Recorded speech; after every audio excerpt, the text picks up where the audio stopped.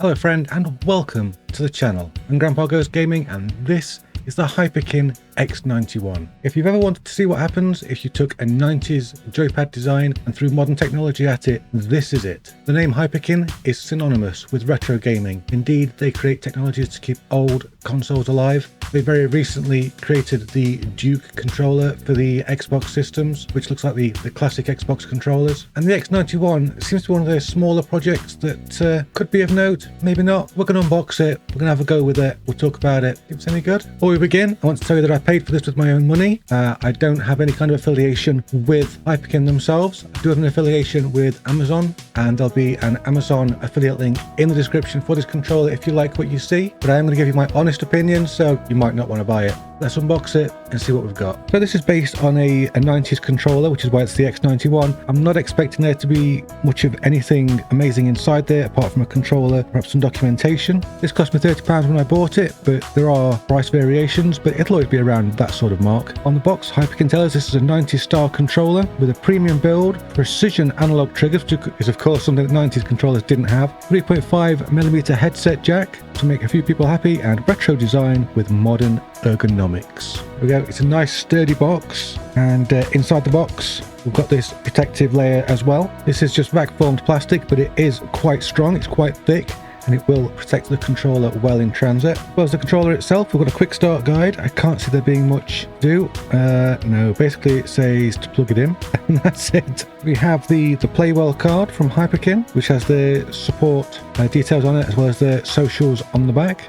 Here's the star of the show. This is the Hyperkin X91, and as you can see, it rests in my hand very, very gently. It's a very small controller. Of course, all joypads were small back in the 90s, unless you had a nice big chunky joystick. We've got the two-stick design, we've got room for a D-pad, all your major buttons, got your triggers at the top, and your bumpers. There's the jack, nothing on the back apart from the serial number.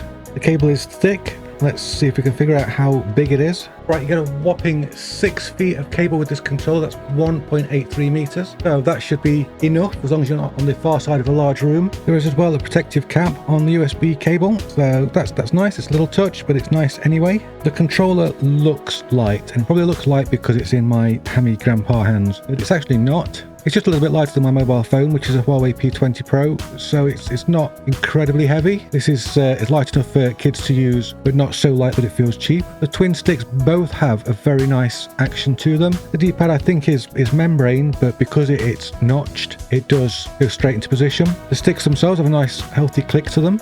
The buttons aren't particularly clicky. I don't know if they're membrane or not, but there's a decent return spring on them, and they don't wobble, which is nice. Bumpers have a very short travel on them. You're going to find those very easy to press, also with a very satisfying click. Okay, the triggers are interesting. I don't know what sort of spring they've used, but you press it about halfway and it's very easy, and then the rest of the way the resistance seems to increase. It's a very nice tactile feel. This is a very nice feature. I'm impressed by this, especially for the price. But enough idly pushing buttons. Let's plug it in, have a play, see what it's like. The Hyperkin X91 is surprisingly comfortable for such a small controller. The reassuring clicks of the bumpers are good to let you know that the switches have engaged, which is really useful because the throw is so small you can easily think it's jammed. The triggers are very good, they're very accurate. The throw isn't as big as a much larger controller, but you can still really get that where you want. I think that's helped by the way the triggers actually tense up on the spring as you press them down. I had some concern about the buttons being membranes, but it's no biggie, really. They're so well fixed in place that every click is a reassuring click.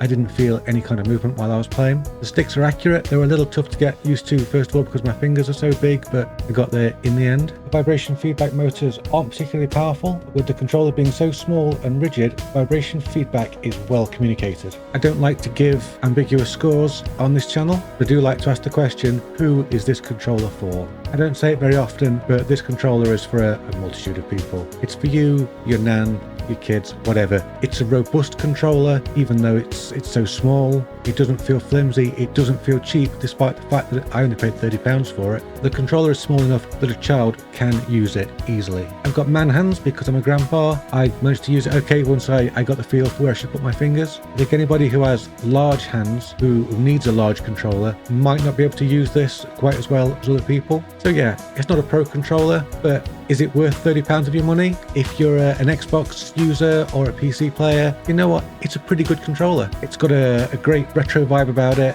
but you can feel while you're using it, it's well engineered, it's modern engineering, and it's put together in a way that is designed to last. So those are my thoughts on the Hyperkin X91. What are your thoughts? Are you going to get one? Are you not going to get one? Let me know why. And if you've got one already and you're a long-time user, let me know in the comments how the controller evolves over time. Does it degrade? Is it just a robust workhorse that lasts forever? I'd love to know these things. And if you're new around here, consider pressing certain buttons that show appreciation. Maybe stick around for future videos. And until then, whatever you play and whatever you play it with, nice to see you. Hope we'll see you next time. Bye bye for now.